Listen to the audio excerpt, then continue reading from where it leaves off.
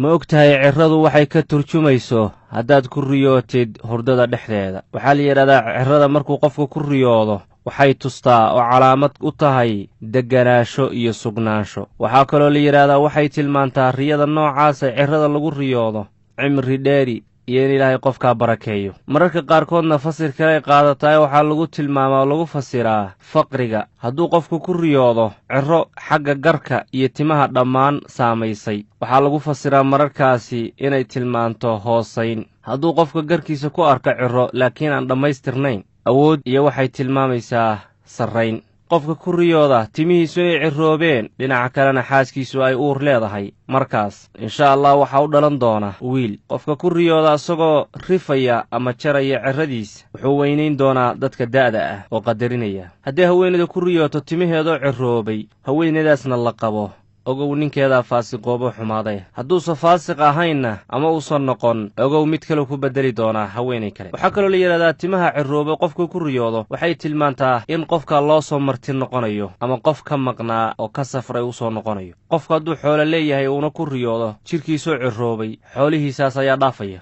ama wuxuu geli doonaa dayn aysan suurtagal ahayn ama uu ka caajisi doono inuu qalleeyo oo bimacnaa gudo dayntaas. ninka askariga hadduu ku riyoodo isagoo wada cirroobay riyadaa waxay tilmaamaysaa inuu goobta dagaalka ka carari doono. qofka hadduu cabsanayey oo uu shay ka cabsanayey habeenkii inuu ku riyoodo ama hurdada dhexdeeda ku riyoodo ayagoo cirroobay timihiisu cabsidaasuu ka badbaadi doonaa. waxaa kaloo la yidhahdaa haweenaydu hadday ku riyooto cirro taasi waxay tusaysaa oo calaamad u tahay hadal xun oo ay ka maqli doonto ninkeeda qaraabadiisa. mararka qaarkood inay tustaan laga yaabaa furniin waayo raggu waa necib yihiin haweenayda cirrada wadata.